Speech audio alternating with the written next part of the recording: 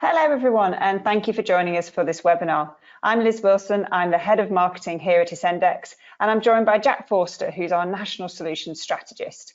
And today we're going to be talking about the problem with council tax collection and what local governments can do to collect higher levels of council tax in the face of rising debt levels and reduced resource.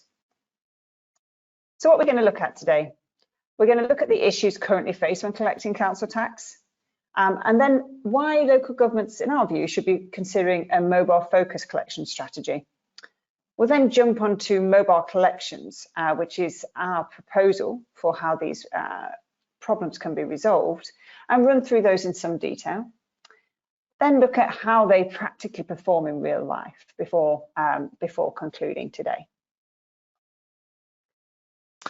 Hi everyone, I'm going to start by talking about the challenges that are faced by local councils and local governments in their collection strategies as it stand. So the first challenge that we've found is collecting methods, and the first popular collection method is outbound calls, which is very resource intensive. The first problem that you've found here is that this sort of interaction with residents in arrears can be easily ignored. And I think more now than ever, you'll find that there'll be residents who are in this position that have never been in this position before. There'll be an element of pride and sometimes an element of burying their head in the sand from the problem, hoping that it might sort itself out. Outbound calls often rely on the resident being in the right place at the right time. It seems like a very business-centric approach rather than resident-centric approach to engaging with a resident in financial hardship. It's expensive versus an automation. Could that member of staff that you're kind of tying up with outbound phone calls be more productive in another area of the organisation? And it's also got low conversion rates, which is based on a combination of points 1 and 2, really. The fact that the calls can easily be avoided off the back of the fact that there needs to be a perfect storm for someone to be able to be in the position to make that payment there and then. The second approach that's normally adopted by local councils and organisations are letter, and there's similar concerns with letter. Firstly, you've got a poor open rate. 75% of letters are opened against 95% open rate for a digital solution like SMS. It's an expensive form of communication, relying on postage, the actual tangible paper that's involved. And I think there's also a mental health stigma attached to the idea of a red letter dropping on your doormat when you're already maybe in a vulnerable position because you've found yourself in arrears. It's unengaging, that a large proportion of letters that fall through the letterbox are spam, whereas with SMS there is only 1% of messages that come through that fall into that category as well. Challenge number 2 is more so the kind of the situation that we're all finding ourselves in at the moment. Off the back of the pandemic, the long tail financial implications are really starting to kind of rear their heads. There's been a universal increase in council tax across the board, with some councils increasing by 7.5%.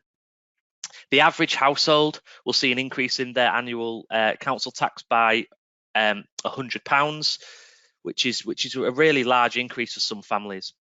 There's been an increase in debt and arrears of 2,300 on average. There's also been an increase in unemployment over the last decade of 360,000. The average amount of unsecured personal debt in the UK has grown to £3,763 per person. And also, what we're also finding is UK residents currently in receipt of universal credits off the back of the pandemic has risen massively to over 6 million. This is a major area of concern for a lot of local councils, local governments, especially among the more vulnerable residents. As you know, universal credits, as we all know, is now paid as a lump sum rather than previous benefit strategies where certain prioritised areas have been paid for the resident, leaving them what's left over to live on. Now we're putting some vulnerable residents in a position where they actually have to budget themselves and decide what's more important, which can sometimes have kind of ramifications on things like rental payments and council tax payments. The third challenge is basically the knock-on effect of challenge 2, which is the rise in levels of council tax arrears off the back of the pandemic. As you can see here, the The statistics from yourmoney.com actually states that 2 million people are currently behind on their council tax payments due to the pandemic. And there are residents out there that are in need of support. They're in this position through no fault of their own. And as I mentioned previously, there'll be residents in this position that have never been in any sort of financial hardship or debt before. So they need support, and they might not be in a position where they're confident or comfortable actually approaching local government to actually ask for that help. So we need to be on hand to offer that. So what can local governments do to address these challenges and assist? We're here to talk to you about mobile focused strategies. They offer the ideal solution to what we've just mentioned here. It's a proven solution that's been tried and tested. It removes the necessity for the resident to call in to make a payment. And payments can actually be made on the resident's terms. It makes you easier to transact with and engage with, and those payments can be made anytime, any place. Normally, upgrades to internal systems and processes come as a significant cost increase, as you'll all be aware. But what you'd find is moving to a more digital solution from these more archaic forms of communication that we've covered previously. There's actually a reduction in cost as we replace paper, which is obviously with a digital solution is going to be cheaper, but also a lot better for the planet. Also, automations reduce the need for agent interaction with residents. So that frees up FTE either through natural attrition as staff naturally leave the local government. Do we need to replace them with more FTE? But more importantly, could that member of staff be more productive for the local government in other areas of the business? It reduces strain on the in-house collections teams, and it's completely traceable. There's analytics available through all stages of the strategy, which allow local governments to paint a really strong return on investment picture based on their more digital communication techniques. So there's been an undeniable change in attitude as to how we, as the UK, let's say, like to make payments. 46% of people prefer to self-serve. I fall comfortably into this team. I'm probably the captain of this team. I spend my working day engaging with people non-stop. So when I'm not at work, if there's an opportunity for me to self-serve, I'm there at the front of the queue. 62% of residents are already using smartphones to make payments, and there's actually an expectation for that to increase. 92% of millennials expect to be able to make a mobile payment on a platform that they're on over the next 3 years. And the use cases are growing fast as well. Payments using mobile payment platforms are growing 328% year on year. There are mobile payment options are popping up in different businesses and organizations and verticals that you wouldn't have previously dreamt of seeing it in the past. And there's no reason why local government should be, kind of behind the curve on that. What's driving this shift towards more mobile-focused strategies? It's been started mainly by the pandemic. There'll have been a lot of businesses, organisations, local governments that will have had a digital revolution on their roadmap, but that's been brought forward massively by the pandemic forcing it to do so. There's been fewer opportunities for face-to-face interaction, so digital's been the only option. It's been harder to engage with residents, so actually offering that engagement on a channel of their choice is really attractive. In the UK, smartphone usage has increased to 3 hours and 15 minutes per day, and that's grown massively since the pandemic's come in, because what else have we had to do with our day, let's be honest. And a statistic that shocked me massively is the fact that we check our phones 58 times per day on average. Then actually, when I stopped and thought about it, I was like, actually, I can really get on board with that. I do check my phone way too much, and I've actually got two. I've got a work phone and a personal phone, so I'm probably checking more than that. What I'll now do is I will hand over to Liz, who'll go into a little bit more detail about the solution that we've developed here at Ascendex in a bit more detail. Thank you. So we believe the best way to tackle these challenges is through mobile collections. And this is both a process and a technology solution. And effectively, we're leveraging the fact that, as you could see on the chart on the previous slide, almost everyone has a smartphone on their person at any given time. So this means that a message that's sent through a mobile messaging channel, it is going to be read. 95% of text messages are read. So a simple link added to a text message or a WhatsApp message, for example, takes the recipient through into a fully branded personalised portal where they can complete some simple ID checks, and then the resident has choices. And this is critical in the environment that Jack described, where people are suffering financial hardship on a huge scale. So in addition to a request for full payment, which of course would be very nice, you can help residents set up a payment plan, set up a promise to pay, or have a chat with an agent. And I think it's worth noting that this solution won the Queen's Award for Enterprise Innovation in 2020. It is being used by multiple companies across the public and private sectors. This is very much tried, tested and proven. So what we're going to do now is just take you through some of the slides, some of the screens that a customer would experience in a mobile collections environment. So in the first instance, if you imagine you've received a text message with a link to click, this is the first screen you would come through to. And you can see here that we're asking for some identification checks before we bring them into the portal. Now, it's up to you as the council what level of security you want to offer here. One of the barriers we are aware of is that a reference number isn't always something that someone has to hand. Indeed, if you ask me what my reference number was with my local council, I wouldn't have a clue, or indeed I wouldn't have a clue where to find it. So you can offer more ID checks that are more around personal information they would know about themselves. Once they've signed in, it's a flexible choice of options, both as a council, so each council can have different options here in terms of what they offer the customers' next steps. And indeed, this can flex based on the resident. So you could set up parameters that said, this particular group of residents, I'm going to offer these options to. This group of residents, I'm going to offer a different set of options to. So in terms of making a payment, one of the crucial things for the mobile collections environment is that they stay within the mobile collections environment. Especially on a mobile phone, it's a very disjointed experience to be removed from the website that you're experiencing or the app that you're experiencing and being put into a separate mobile payments environment. It can reduce trust, and it's certainly a friction that you want to remove if you possibly can. So all the payment options take place within the mobile journeys environment, which is super important. And you can see on the screen as well that they do have multiple options about how to make a payment here too. If they've got their phone set up for Apple Pay or Google Pay, then it's just a simple button click and a thumbprint recognition in order to make that payment. But as I said before, one of the most important things about what makes mobile collections successful is that it isn't just a question of requesting full payment, although that of course would be very nice. There's also the option to offer customers repayment plans. And again, the parameters of this are customizable by each council in terms of how much flexibility you want to offer residents. But what I did want to draw your attention to was, as a resident, that middle slide on here where it's telling me I can make 6 payments of £20 and then my debt is clear. That's really reassuring. It's a really kind of practical, pragmatic view of how I get myself out of this particular challenge. And so we think it removes, and we've been advised that it removes a lot of the anxiety from this particular process when people can see exactly what a payment plan breaks down as.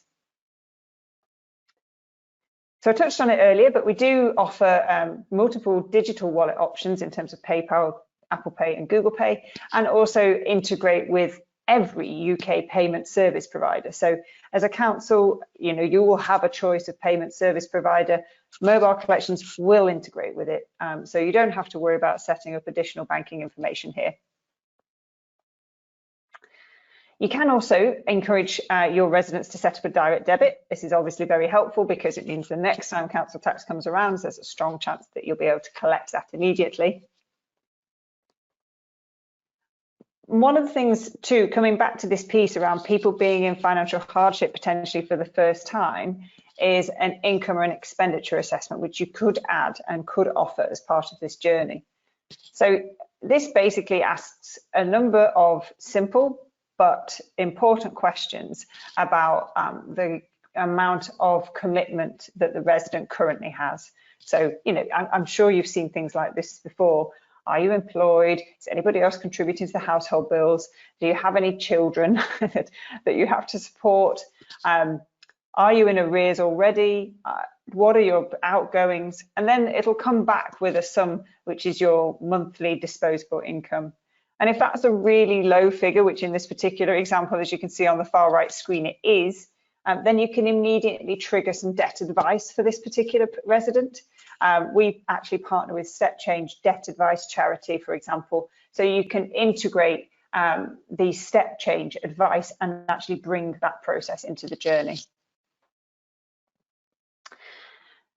Now, for some people, and I'm with Jack on this one on the self-serve train, I do not want to call someone if I can possibly avoid it. But, you know, everybody's different, and sometimes you need a conversation, and sometimes it's not as simple as just setting up a repayment plan. And the options you can offer residents to contact you are up to you to decide. So if you do have agents available to take calls, then by all means offer the option to take calls. But if, for example, you wanted to restrict these options to request a call so that you can manage the traffic, the requests appropriately, then you can. You can also start a text-based chat channel as well. And text-based chat channels are quite useful in the respect that you can, a single agent can be managing multiple text-based engagements, whereas of course they can only manage a single phone call at any time. One further thing to note on this slide is that there is the option to request a payment holiday. Not as commonly seen, it has to be said, in the public sector as it is in the private sector, but something you might want to consider. So, how do mobile collections perform when collecting council tax? One of our local government partners saw the following results. They sent 51,000 messages, text messages, to residents to get them to click through. Of those, 90% were successfully delivered. For what it's worth, the unsuccessful deliveries will typically be because the mobile number is incorrect or it's no longer in use. Residents who received the text message and opened the mobile collections environment was 32%. So that's a 32% click-through rate, which is pretty astonishing when you consider that email languishes around the 2% click-through rate. Residents that went on to make a payment was a further 45%. And this particular campaign collected over £800,000 of overdue council tax arrears. So bear in mind, these are customers that have not responded to the normal means of trying to get them to make payment, but they did respond to this. And to put that in context, 13% of all the residents who received this text message reminder went on to make a payment. And what do our local government customers say about us? So for example, this is lovely Nikki at Brighton and Hove saying that text messages have been used to rapidly engage customers to remind them that a payment is due or that further information is required. And this helps prevent further recovery action. So even the simple text message, even the action of sending a text message before you've even entered into the mobile journeys environment saves time and money for both the customer and the council. So back over to Jack. Thank you, Liz. So what we're going to do now is just kind of bookend the webinar with what we've explored. So we've obviously gone through the issues faced when collecting council tax and why mobile-focused collection strategy should always be considered as an alternative to the more traditional strategies.